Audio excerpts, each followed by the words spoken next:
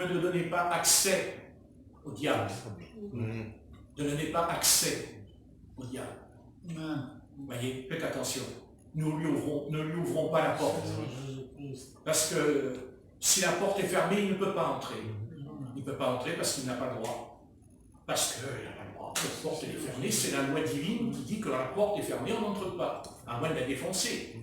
Mais s'il le fait, alors il trouvera Jésus-Christ devant lui. À ce moment-là. Vous comprenez? Dieu est droit. Mais si par contre nous lui ouvrons la porte, Jésus-Christ ne sera pas là. Non. Non. Par contre, il nous avertira avant. Non. Genèse, chapitre 3. Genèse, chapitre 3.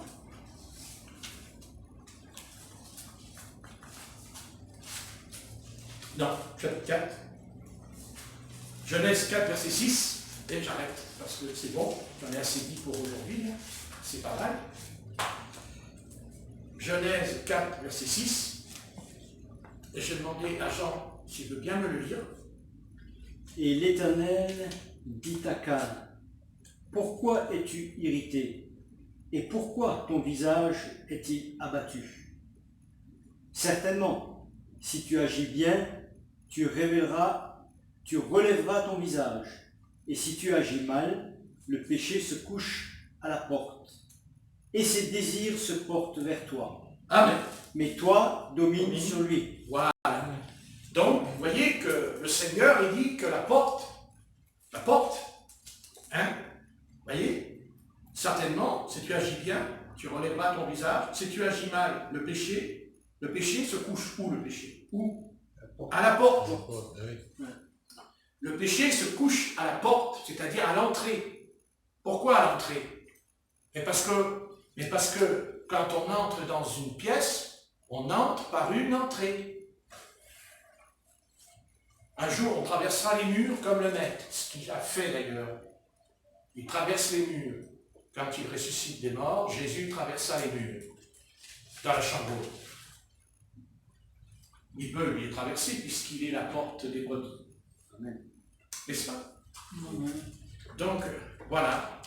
Je pense que tu as bien, de toute façon, tu as bien entendu ce que j'ai dit. De toute façon, tu as bien entendu, mais on peut entendre et ne pas comprendre non plus. Ça, c'est sûr.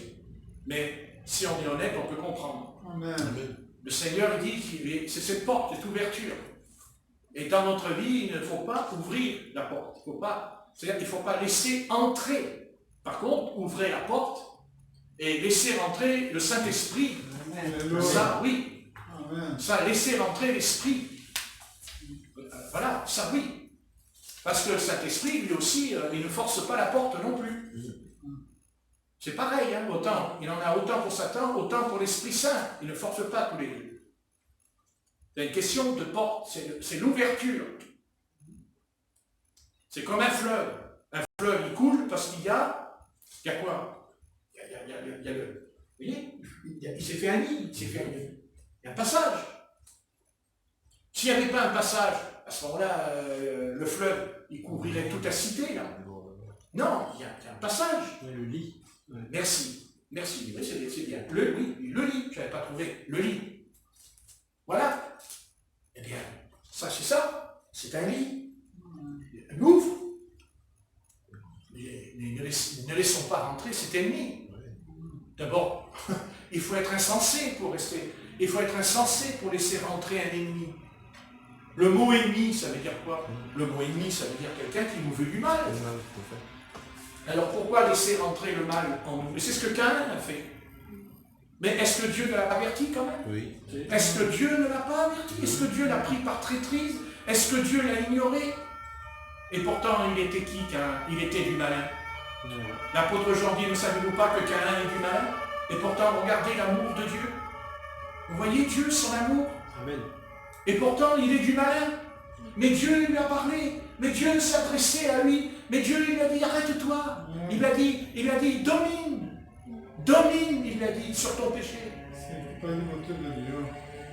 Qu'est-ce que ça dit, Georges? Il ne peut pas du côté de Dieu. Ah non, pas du tout. Ah. Mais Dieu a tout essayé de l'attirer vers lui. Dieu a tout fait pour l'attirer, comme aujourd'hui, Dieu fait tout pour attirer vers lui l'humanité. Mais elle ne veut pas. Ça change pas. Non, non. Et quand on ne veut pas changer, vous savez ce qui se passe? Eh bien, on empire. Hein? On empire. Plus on refuse Dieu, plus on devient encore pire.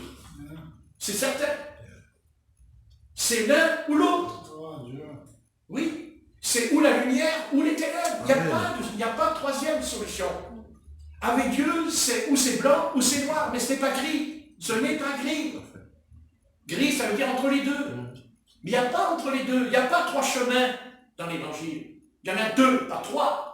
Mais les hommes religieux ont fabriqué un troisième chemin.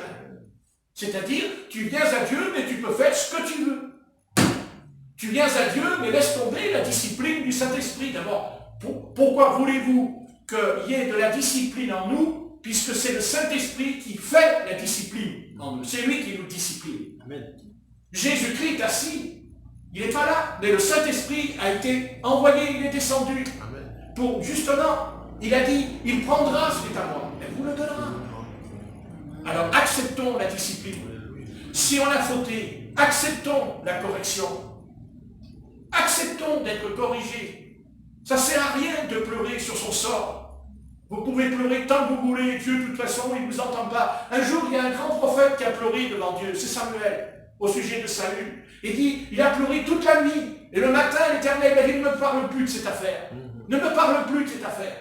Et quand Dieu a dit, c'est fini, bien-aimé. Quand Dieu a dit, c'est terminé, il a tiré un trait, c'est fini. Dieu ne revient pas, c'est fini.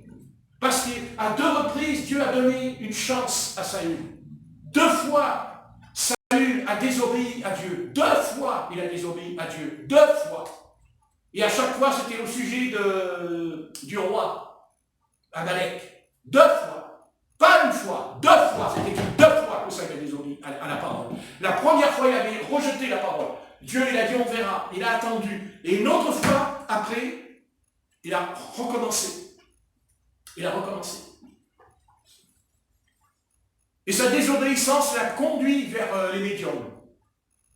Cette désobéissance l'a conduit vers les voyants qui est interdit dans l'Ancien Testament. Et lui-même, il a fait ôter les voyants du pays. Lui-même, il avait enlevé les médiums du pays. Il avait ôté les prostituées. Et il les a fait revenir.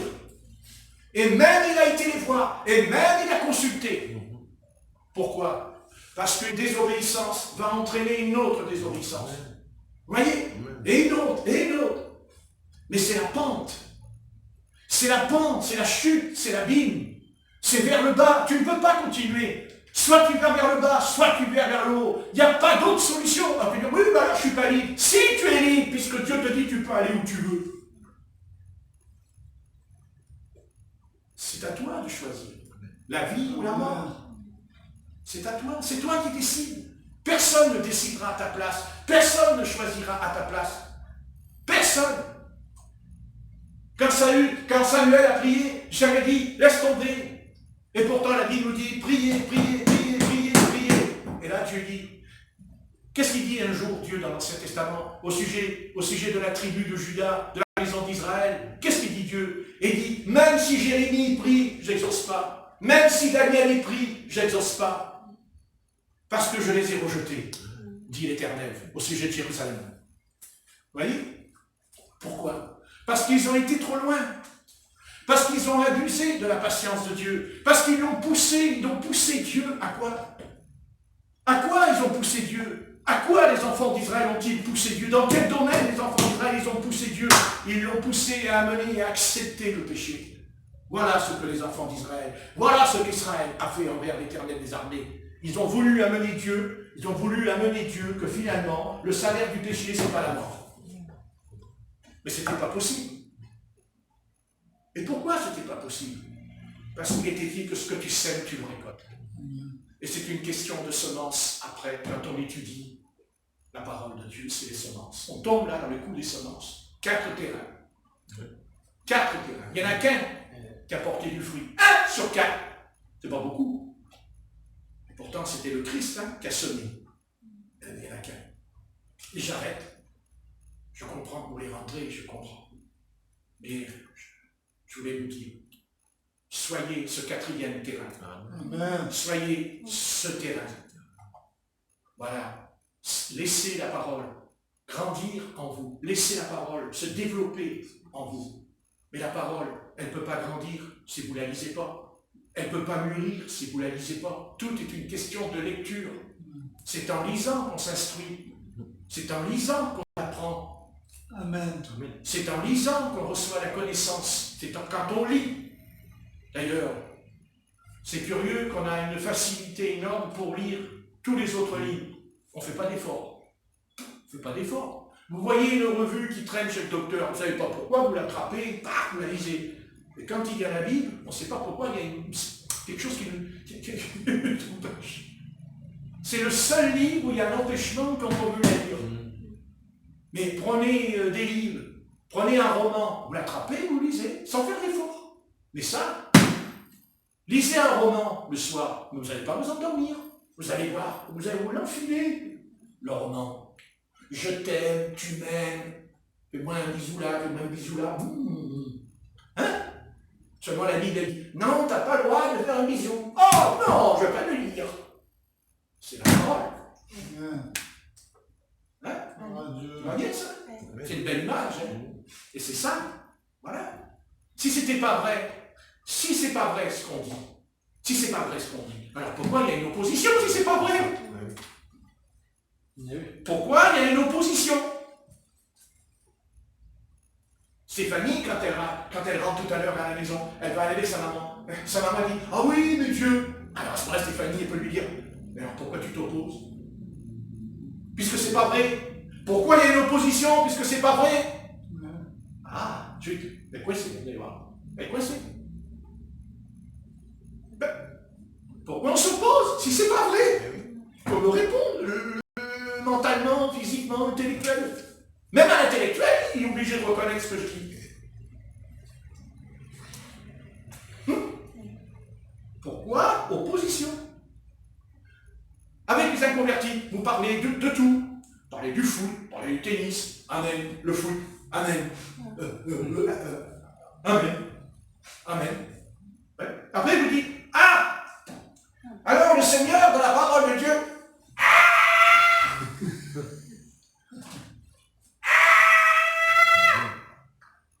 si on enregistre, il ne faut pas le mettre.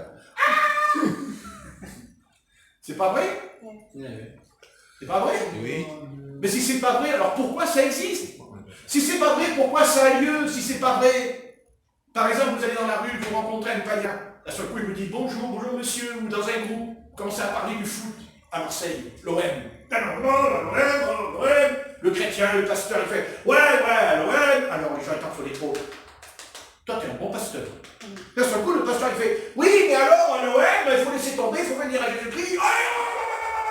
Les gens, ils s'en vont. Vous savez, ils s'en vont. Il n'y a que le ballon qui reste. Le ballon, je ne sais pas pourquoi, il reste à côté de moi. Je fais un coup de pied dedans, il ne veut même pas s'en aller. Le ballon, il dit je vais me convertir.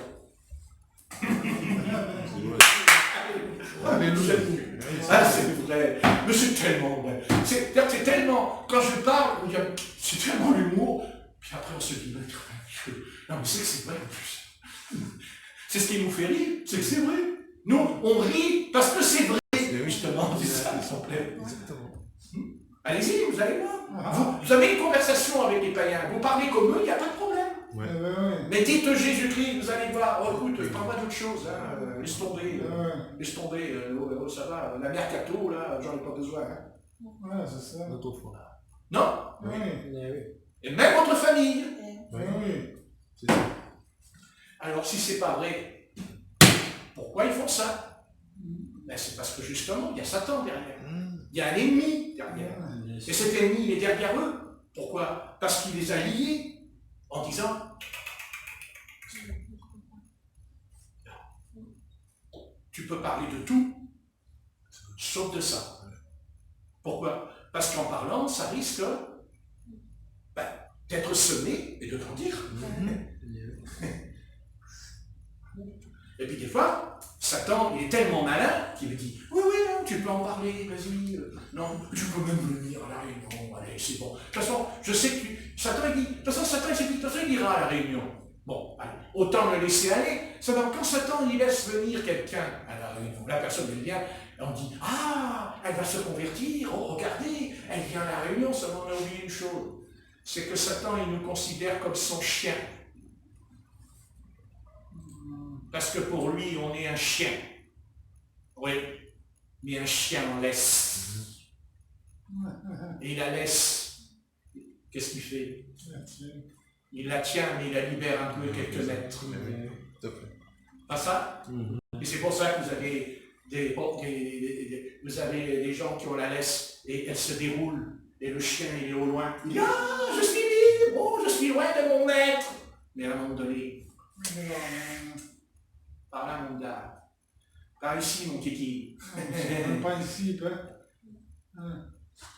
Tu es esclave de ton maître.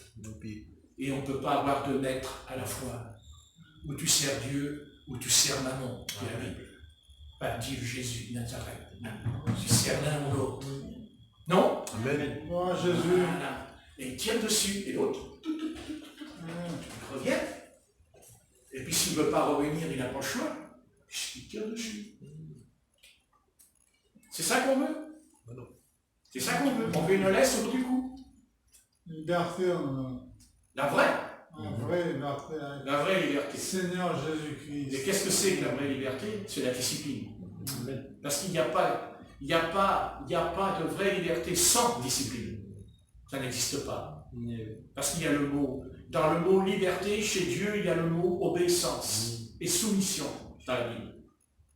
Mais obéissance et soumission égale bonheur. Égale bonheur. Égale joie. Amen. Amen.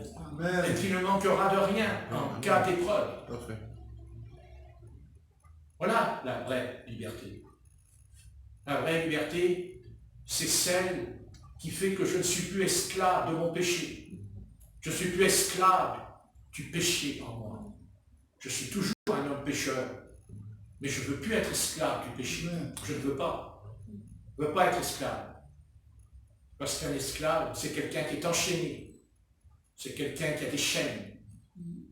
Et ça, c'est terrible, d'être enchaîné par Satan. Et même si Satan a la capacité de se faire passer pour Christ, puisqu'il se déguise en ange de lumière, d'ailleurs, il n'y a pas pire d'avoir un Satan dans notre vie qui se déguise en ange de lumière. Il n'y a pas pire qu'un Satan dont il me ferait croire, même dans mes propos, que ce que je suis en train de dire, c'est angélique. Alors qu'en fait, c'est lui qui parle. Il est très, très futé, celui-là. Alors on dirait, on fait comment pour savoir si c'est Satan? Ben, on va le savoir. Le fruit. Le résultat. La pratique. Parce que le résultat, il ne peut pas tromper. Quand vous dites 2 et 2, ça fait combien? Ah bon? Mais qui vous l'a dit? L'école. Ah bon? Ouais. C'est l'école. Bon. Ça fait 4. Ben, spirituellement, c'est pareil. Pareil. Parce que les chiffres ne trompent pas. Parce qu'on ne peut pas changer le chiffre. 6 et 6, ça fait combien? 12. Ça ne fait pas 4. On peut changer la chose? Vous pouvez la changer? Non. Eh bien, avec les affaires du Seigneur, on ne peut pas. C'est la loi. C'est comme ça. Tout à fait. Oh, Dieu. Tu veux être heureuse? La Bible. Tu veux le malheur? Tu t'en débarrasses. Il y aura des conséquences. Et si ce n'est pas sur la terre, ça sera dans l'éternité. Parce que l'éternité nous attend. Amen. Et dans cette éternité, loin de croire qu'il y a le vide, parce qu'il est habité par 2 endroits, l'enfer et le paradis. C'est l'un ou l'autre.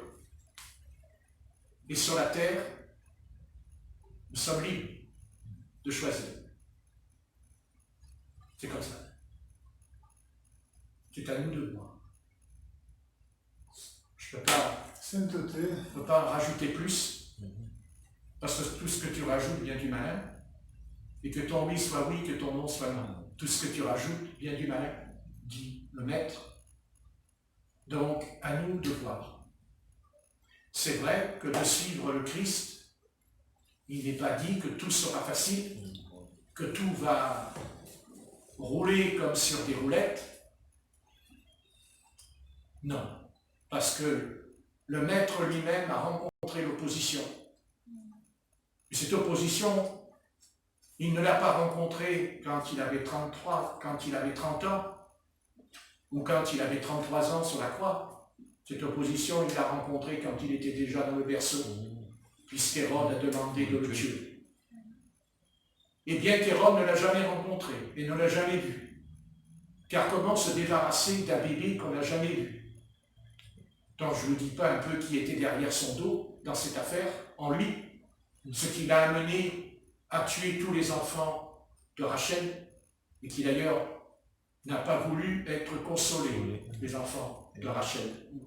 Il a fait massacrer des centaines de gosses âgés jusqu'à 2 ans. Il a dit tuer les enfants jusqu'à 2 ans. Ça ressemble beaucoup à Pharaon. Non? Hein? Le même esprit que Pharaon qui voulait se débarrasser aussi des enfants, mais en fait, Satan voulait se débarrasser de Moïse qui est venu au monde et qui allait libérer Israël de l'esclavage en Égypte. Bien sûr, de la guerre. Mais moi j'aime la guerre. J'aime beaucoup la guerre. Et c'est pour ça que l'adversaire, bien sûr, se dit, si je peux le foutre en l'air, ce Patrick, ça m'arrangerait bien. Mais j'aime la guerre. Je suis un guerrier. J'aime guerroyer. Pas physiquement. Je vais guerroyer contre le frère Nicolas, il m'a allongé par terre en 2 minutes. Franchement. Pas là. Fais pas le pot. Mais contre l'ennemi, oui. Contre les puissances des ténèbres, oui. Ouais. J'aime. J'aime quand je me rends. Non, Jésus-Christ, non, Jésus-Christ, il me plaît. J'aime ça. Il me plaît. À vous? Amen. Amen. Vous plaît? Amen. Amen. Alors allez-y. Je vous écoute. Mais gloire à notre Seigneur Jésus-Christ, Dieu Tout-Puissant. Amen. Nom de Jésus-Christ. La victoire soit par l'enfant de Dieu Tout-Puissant. Amen. Moi, je crois qu'à minuit, je suis encore là. Arrière de moi, Satan. Retire-toi, Satan. Amen. C'est pas ce qu'il a dit, le Christ. Amen. Arrière. Arrière de moi. Amen. Et il a même dit à son disciple, l'apôtre Pierre, arrière, Satan, tu n'as que des paroles humaines. Non? Amen. Amen. Amen. Alors, Seigneur notre Père, c'est dans l'autorité de ton nom, et par l'autorité du nom de Jésus-Christ de Nazareth, le Fils de Dieu. Seigneur Jésus-Christ, nous avons un combat et nous avons une lutte infernale. Pourquoi? Parce que l'enfer est infernal. Nous avons un combat contre les flammes de la perdition, contre ce feu, contre ce lac de géhenne, de gouffre, d'abîme. Mais Seigneur, nous savons, nous, que tu nous as donné ton esprit. Amen. Tu nous as donné l'esprit de vie qui est en Jésus-Christ. Alléluia. Afin que quand on prie, quand nous sommes là, placés devant toi, et que dans notre vie privée, nous prenons le temps de lire la parole du Seigneur, que nous prions, que nous jeûnons, Amen. alors Seigneur, tu disposes notre intelligence. Elle est renouvelée, elle est purifiée, elle est sanctifiée. Car Seigneur, on ne peut pas combattre l'ennemi si dans notre vie nous pratiquons le péché. Tu ne peux pas nous donner ta force et ta puissance divine si on caresse le péché. Car c'est vrai, souvent les humains caressent le péché comme ils caresseraient un chat ou un chien. Mais le chat mort, ou il griffe, et le chien mort, mais de toute façon, Seigneur, il faut arriver à comprendre que nous n'avons pas d'autre solution. Soit nous sommes vaincus, où nous sommes vainqueurs. Il n'y a pas de transition. C'est l'un ou l'autre. Et tu nous as donné les armes de l'esprit. Tu nous as donné les armes offensives et défensives. Elles ne sont pas naturelles. C'est vrai. Et c'est bien pour ça que ton Église a besoin d'un réveil afin de retrouver le surnaturel. Non pas le surnaturel de Satan qui se déguise en ange de lumière, quand les croyants tombent par terre, ils gesticulent, ils se retournent. Non, ce n'est pas ça le réveil. Un véritable réveil, c'est quand le pécheur, c'est vrai, il peut tomber à terre, mais en lui, il y aura un comportement qui s'appelle la repentance. Il se repentira, il va pleurer devant tout le monde en disant « J'ai péché contre toi, ô grand Dieu, je t'ai offensé, je t'ai blessé, parce que sur la croix du calvaire, je t'ai crucifié à cause de mon péché, à cause de mon iniquité. Alors Dieu, je viens me repentir. » Alors à partir de là, le Saint-Esprit va rentrer en nous. Et qu'est-ce qu'il va faire, le Saint-Esprit? Il va nous faire naître de nouveau. Amen. Il va nous transformer. Né d'eau et d'esprit, dira Jésus à Nicodème. Merci Seigneur. Tu ne fais pas de nous des hommes religieux comme les pharisiens. Tu ne fais pas de nous des gens qui savent les mains et ceci et tout ça, les bassines et tout le bazar. C'est pas ça que tu attends de nous. Toi-même, tu as dit, c'est de l'abondance du cœur que la bouche parle. Tu as dit que les choses, c'est pas celles qui entrent, mais c'est celles qui sortent de nous.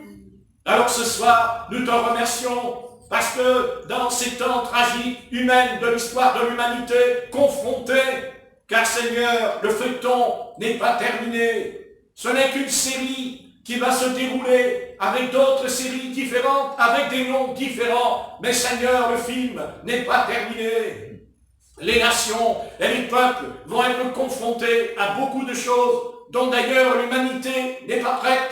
Mais le peuple chrétien, il est prêt parce qu'il a été préparé dans la prière, dans le jeûne, dans l'intercession, car quel est l'endroit le mieux approprié pour se préparer à être capable de supporter les calamités, de supporter ce qui va venir sur cette terre de malheur, car c'est écrit malheur, malheur aux habitants de la terre, malheur. Quant à nous, au sein de ce malheur, nous serons des observateurs, mais en nous, il y aura une paix ineffable, une paix surnaturelle, une paix qui surpasse toute intelligence. Alléluia. Gloire à ton nom. Merci Jésus-Christ, parce que tu es dans le ciel, c'est vrai, mais tu nous vois, tu nous regardes, tu nous as pas abandonnés, tu nous as pas laissés orphelins, mais tu nous as envoyé la promesse du Père Céleste. Il a dit ce que le Père Céleste nous a promis. Il nous enverra le Consolateur, il enverra le Saint-Esprit. Il sera un avocat, amen, afin de nous pardonner si nous avons fait quelque chose de mal. Nous avons un sauveur merveilleux, un sauveur ressuscité, un sauveur qui nous aime, qui nous tend les bras, qui nous appelle à la repentance, à la réconciliation, car Jésus-Christ, c'est celui qui nous a réconciliés avec le Père Saint. Nous étions séparés de lui, mais Christ est venu et il nous a réconciliés. Ça s'appelle le ministère de la réconciliation, ça s'appelle le ministère de la rédemption, ça s'appelle le ministère du salut. Et ce soir, nous voulons pas seulement prier, mais nous voulons louer le Seigneur. Nous voulons l'adorer. Merci pour le pain, merci pour les vêtements, merci pour la santé. Merci Seigneur. Alléluia. Gloire à ton nom. Nous te bénissons. Merci Jésus-Christ. Et nous t'apportons ce pauvre monde. Car Seigneur, tu as dit que ce monde est pauvre. Mais tu as dit aussi à l'Église, tu es pauvre. Et pour ça que ce soir nous te prions, Seigneur, car tu as dit à cette église, tu dis que tu vois, mais tu es aveugle. Oh Dieu, afin que tu ouvres nos yeux, afin que tu fasses tomber nos écailles. Quand Paul, ce chemin de Damas, il est tombé à terre, il a dit, qui es-tu, Seigneur? Tu lui as dit, je suis Jésus de Nazareth. Eh bien qu'il en soit ainsi pour nous, afin que le Saint-Esprit, au nom de Jésus-Christ, vienne en nous, afin de nous dire, voilà, le Saint-Esprit déclare que j'adore Jésus-Christ, le Fils de Dieu, le Fils de l'homme, le Fils de David. Gloire à son nom. Que nous puissions crier comme Bartimée qui était aveugle. Quand le Christ est passé à côté de lui, il a dit, Bartimée, Fils de David, Fils de David, Fils de David, viens, viens, Fils de David. Les apôtres le faisaient taire, mais le Christ s'est retourné. Il a dit, laissez-le tranquille, amenez-le-moi. Le Seigneur est venu vers Bartimée et il lui a dit, quoi? Il lui a fait des reproches? Non. Il a dit, que veux-tu que je fasse? Il a dit, que je retrouve la vue. Qu'il te soit fait selon ta foi. Au même instant, il retrouva la vue. Alléluia. Gloire à son nom. Alléluia. Jesus. Alléluia. Jesus. Le sang de Jésus-Christ. Amen. Amen. Si le corps de Jésus-Christ, par ses mains percées, oh Dieu, si Jésus-Christ, dans sa chair de sang, il n'était pas encore monté sur la croix de Golgotha, et pourtant il a guéri les malades, il a chassé les démons. Qu'en est-il ce soir que Jésus-Christ a été crucifié, enseveli et ressuscité? Combien, grâce à sa mort, il a ouvert les cieux, afin de répandre sur nous le Saint-Esprit. Alléluia. Gloire à son nom. Dans ce monde contrôlé par les puissances des ténèbres, nous ce soir, nous sommes contrôlés par le Saint-Esprit. Gloire à Jésus. Nous avons placé notre espoir et notre espérance en lui. Pourquoi? Parce qu'il est ressuscité. Parce qu'il est vivant. Nous ne croyons pas dans un Christ mort. Nous croyons dans un Christ ressuscité d'entre les morts. Nous croyons dans un Christ glorifié, assis à la droite de Dieu. Alléluia. Et nous sommes heureux de savoir que le Saint-Esprit nous forme et nous prépare, parce qu'un jour, notre corps sera transformé. Gloire à son nom. Nous allons monter dans le ciel. Alléluia. Mais ce soir, déjà, le ciel est ouvert au-dessus de nous, afin que le Saint-Esprit descende. Alléluia. La puissance du Saint-Esprit qui descend. Gloire à son nom. La puissance de Dieu est descendue à la Pentecôte. La puissance de Dieu était tellement grande qu'il se mit à parler en d'autres langues. Ils ne pouvaient plus parler leur langue maternelle. Ils ne pouvaient plus parler leur langue. C'était autre chose. C'est le Saint-Esprit. Alléluia. Gloire à ton nom. Mais le Saint-Esprit n'a pas fait que de parler en d'autres langues. Il n'a pas fait que de prophétiser. Le Saint-Esprit les a fortifiés. Le Saint-Esprit leur a fait beaucoup de force afin de résister à la puissance des ténèbres qui était dans le monde. La puissance de Satan, au nom de Jésus-Christ, la puissance de Jésus-Christ a vaincu la puissance de Satan, la puissance de Jésus a vaincu, alléluia, au nom de Jésus-Christ, la puissance du Saint-Esprit, au nom de Jésus a vaincu, alléluia, les malades sont guéris, les boîtes marchent, les aveugles voient, les morts ressuscitent, les lépreux sont purifiés, parce que le Saint-Esprit est le même hier, aujourd'hui, éternellement. Amen. Alléluia. Gloire à Jésus. Alléluia. Gloire à Jésus-Christ. Gloire à Jésus. Alléluia. Gloire à ton nom. Jésus. Seigneur Dieu, je te prie, afin que ceux qui sont avec nous, je te prie, qu'aucun d'eux ne se perde, dans ce monde. Ceux qui se sont éloignés, Seigneur, amène-les.